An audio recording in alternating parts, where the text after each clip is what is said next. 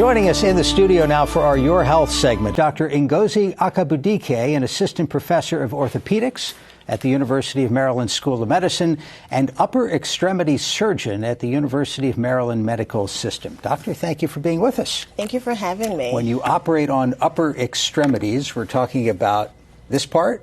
Correct. We're talking about from the fingertips all the way to the shoulder. And one of the things we wanted to talk about was overuse injuries. What's meant by that? So it's a general term that's used to categorize complaints that come from doing certain things over and over and over again.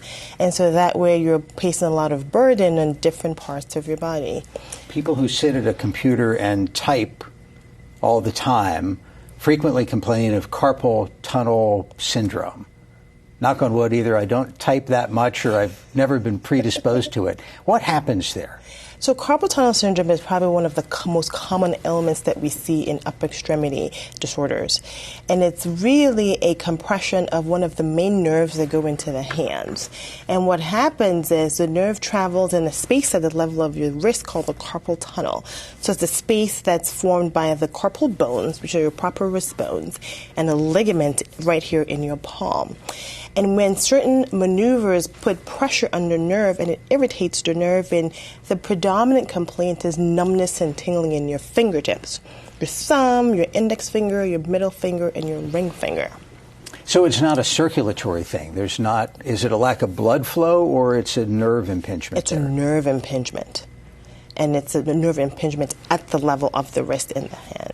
If you go to an office supply store, you see those little pads that are meant to sit right in front of the keyboard. So your wrist would kind of be resting on that. Does it help? So this is a very good question. And now, even though there's a lot of data out there and a lot of things to suggest that potentially typing can contribute to it, having the wrist in a neutral position is probably the most helpful thing, so you don't put undue stretch on the nerve in a hyperextended position or flex position. So there are a lot of ergonomic aids out there, just like you described, to help you keep it in a neutral position so you're not stressing out that nerve. Have you ever seen a teenager on a smartphone texting? I've never seen thumbs move. It's sort of like a hummingbird's wings. It's just flat, 1,000 beats a second.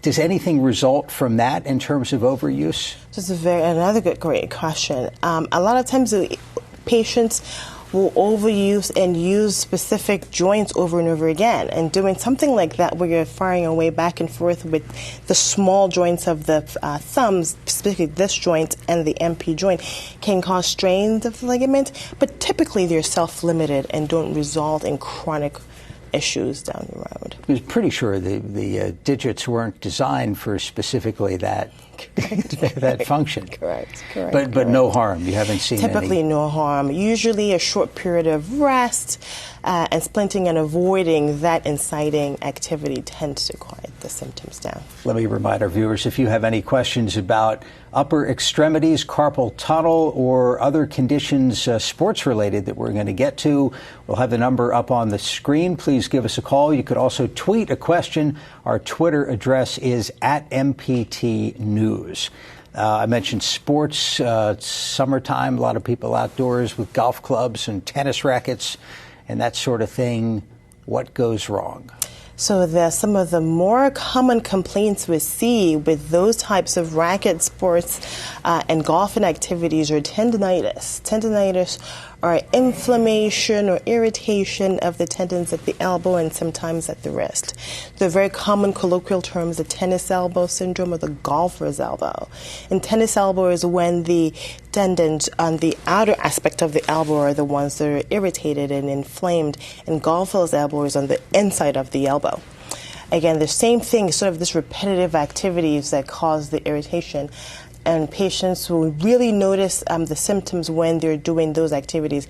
Interestingly enough, we see those symptoms more in other repetitive activities, not particularly tennis elbow. So you're more likely to see lateral epicondylitis in somebody who is doing some other repetitive activities like whacking weeds or something else versus just a classic tennis player that is termed for. So tennis elbow most often doesn't come from tennis. Correct. I'm sure you have a medical term for it. What's the solution? Sure. The medical term is lateral epicondylitis. And again, a lot of the initial treatments is your resting, splinting, and using a conifer strap to rest the origin of the tendon.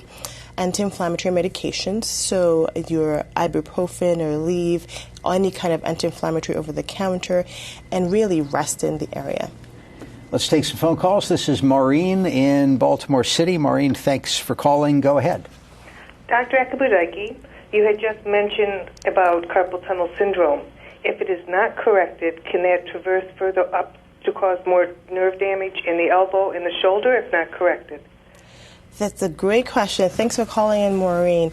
So if you have persistent symptoms that don't improve with initial conservative treatment, such as splinting at nighttime, and potentially even injections in that area that's done by a physician, symptoms can get worse and could require surgical treatment to improve your outcomes. I believe I'd read that the carpal tunnel is pretty limited. I mean, there's a tight space, and that's the origin of a lot of this, and it's surgery, you open it up.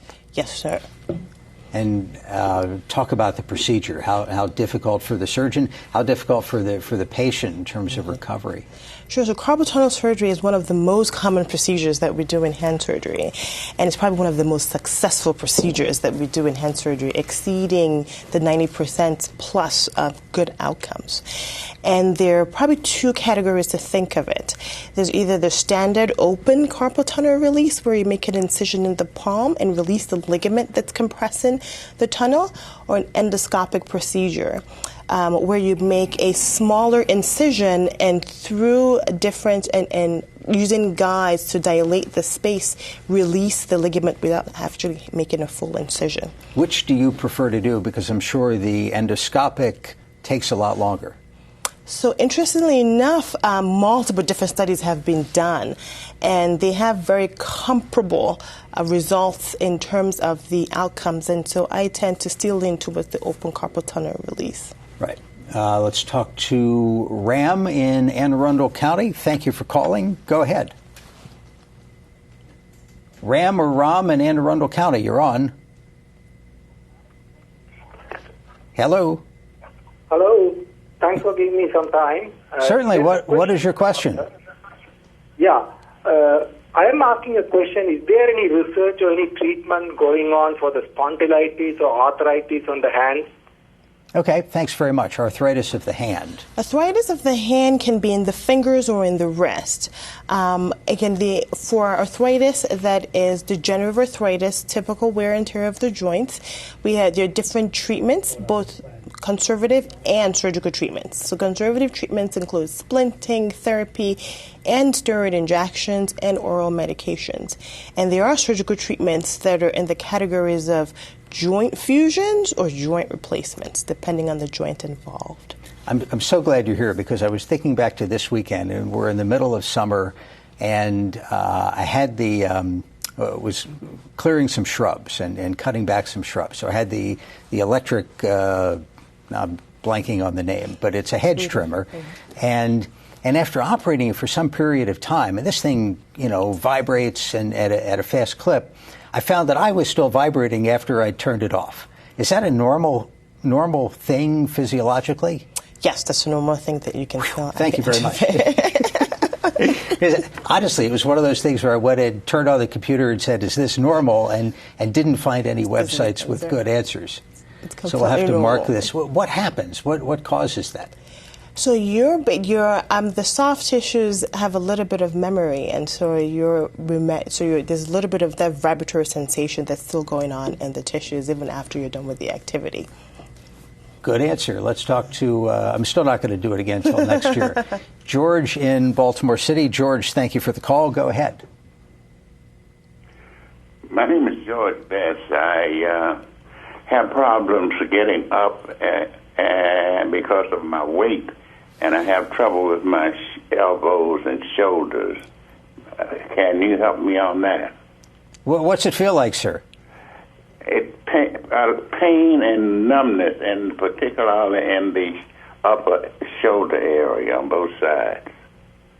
Okay, thank you very much.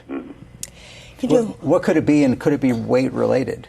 Correct. So many things could be weight related, but once you start looking at numbness in the upper part of the extremities and on both sides, you want to start thinking about the neck as a potential source of where your symptoms are coming from, specifically compression of the nerves as they come out of the neck. And that's a very common thing that can happen. You can have compression in more than one area. You can have a compression at the level of the neck and distally by the level of the wrist. So that's very possible in someone like a recent caller. Back to Anne Arundel County. Let's talk to Mike. Mike, thanks for the call. Go ahead. Yeah, doctor, what is the difference between bursitis, arthritis, and rheumatism? Are they all basically the same, from the same cause? All right. Any particular part of the body? Okay, we'll leave it there. So arthritis, bursitis, and rheumatism. Sure. So they're all some form of inflammation. Bursitis is the inflammation of your bursa. I think of a bursa. And that's the hip, right? And it depends on where the bursa is. So their bursas, I think of it as a Dr. Scholl's gel pad that comes between two surfaces to braid each other back and forth. So you can have them at the hip, the ones by the Achilles tendon, and they're also a bursa in your shoulder underneath this bone on the top. And when that gets inflamed, that's a bursitis. And then arthritis is an inflammation of a joint. The cause could be a multitude of things. It could be a degenerative arthritis, it can be inflammatory arthritis, it could be an infectious arthritis, but something inflaming a specific joint. So that's different from the bursa, which is not in the joint.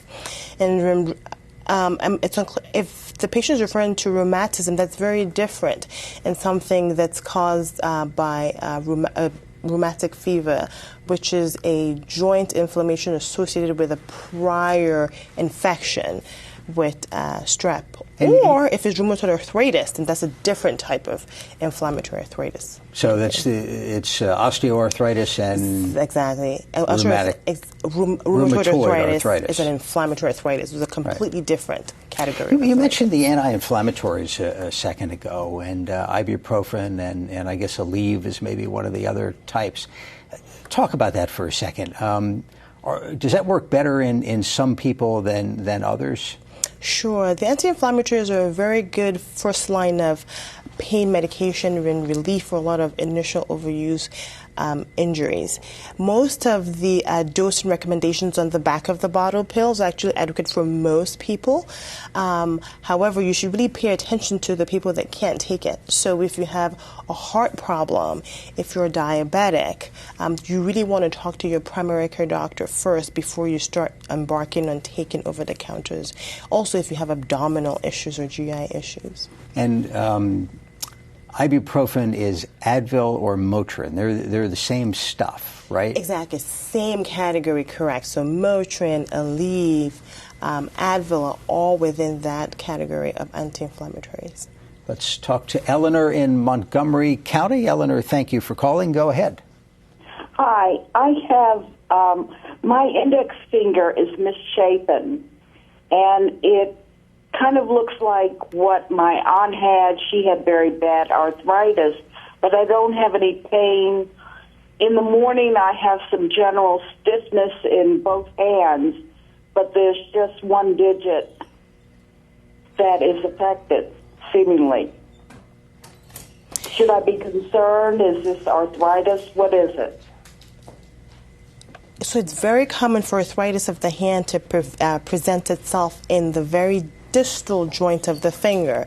So think about the distal and the secondary joint. The distal joint is the most common one, and it's very common to see quote-unquote bumps on the top of the finger.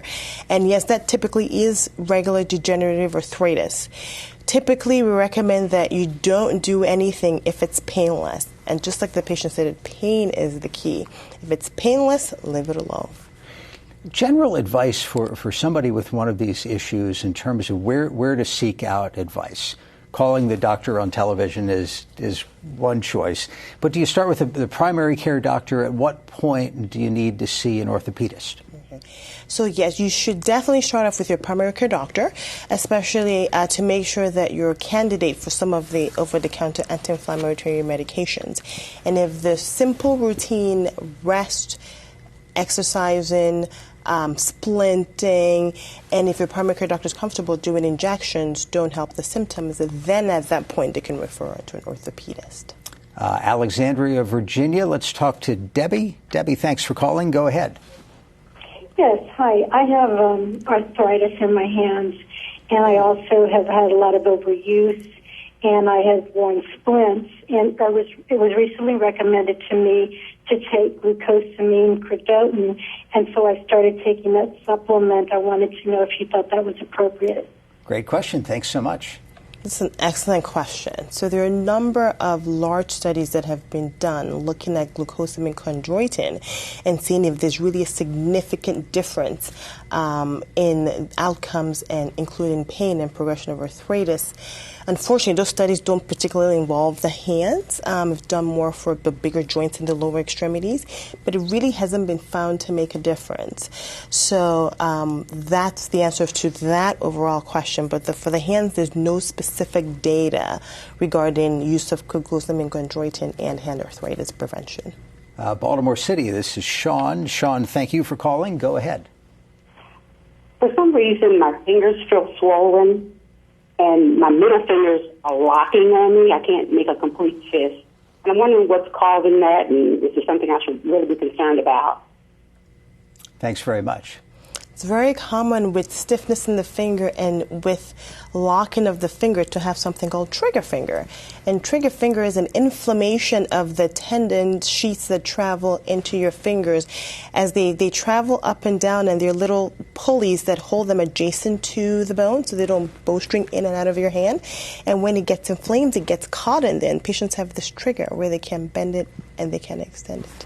And is there a therapy for that? And there are treatments including splinting and injections. And if it doesn't resolve, the eventual treatment is surgical treatment to release the trigger.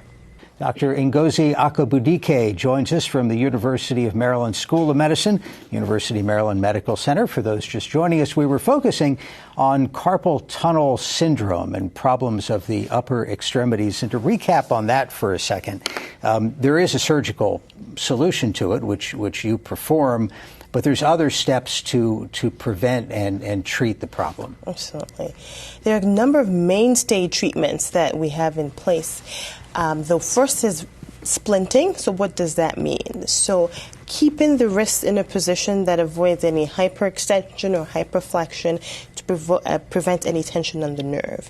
So it's wrist splints and wearing them either at nighttime or during the day with any activities that aggravate those symptoms. So people who type a lot, I've seen little, they're not the hard cast kind of thing, but it certainly restricts your movement when you're at the keyboard. Correct.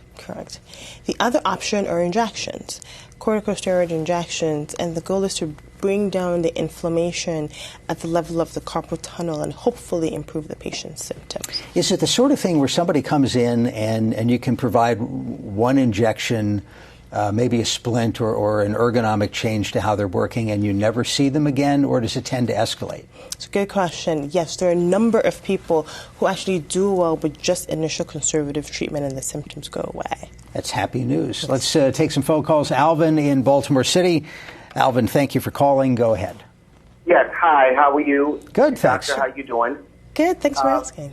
I have a question. I've been diagnosed with degenerative disc disease, right? And I've been prescribed pain medicine, and also it was suggested that I take injections. And I think that those procedures mask the pain, but it does not fix the actual degenerative process of the disc. Do you recommend surgery for that type of situation, or is just something that you don't deal with at all? You just deal with upper extremities. Alvin, thank you so much for the phone call. Best of luck to you. And doctor, you teach and deal with everything. Yes, the caller brings a really interesting point and good point about masking symptoms. And so the caller's talking about degenerative disc, which is a spine problem. But sometimes a degenerative disc or disc disease can cause arthritis in the spine that irritates the nerve that goes into the upper extremity. But injections and anti-inflammatories help with your symptoms, but if they're not getting better, absolutely, the next step could easily be to consider surgery if you're not getting better, because they can mask those symptoms and not improve your shoe outcomes. Let's go out to Baltimore County, talk to Beth. Beth, thank you for calling. Go ahead. Yes, does cracking your knuckles have any effect on your hands? Fabulous question. I'm so glad you asked. That is a great question. And no, we don't have any evidence that shows that that's detrimental to your joints in particular. Now, the explanation you hear is that there's some instant, when people do that, and I can't and I'm not going to, and it bothers me, but when somebody does it, it creates a momentary bubble in the joint. And the crack is the bubble either expanding or contracting really fast. Correct. As a fluid in your joints, and you're just sort of moving it in the joint. But no, it's not particularly detrimental. It can't be good for you. So it's a great conversation. But you probably shouldn't do it if you don't have to. Very good. Good. That's what I was hoping to hear. A quick call. Let's talk to Mary in Baltimore County. Mary, we just have a few seconds. Go ahead. Hi, I was calling because I have been diagnosed with mild carpal tunnel, and I'm wearing the splints at night, but at work I use my hands a lot, and my hands get so numb that they hurt, and I have to actually stop what I'm doing because my fingers are going every which way, and the only relief I get is to run hot water over them. Mary, we'll get you an answer on the air. Good luck to you. Next step? When it gets to this point, you probably should see a specialist that deals with carpal tunnel syndrome. Okay, and Dr. Ngozi Akabudike is such a specialist, joining us from the University of Maryland Medical Center. Doctor, thanks for your time tonight. Thank you for having me. We really appreciate it. Your health segments are a co-production of Maryland Public Television and the University of Maryland Medical System.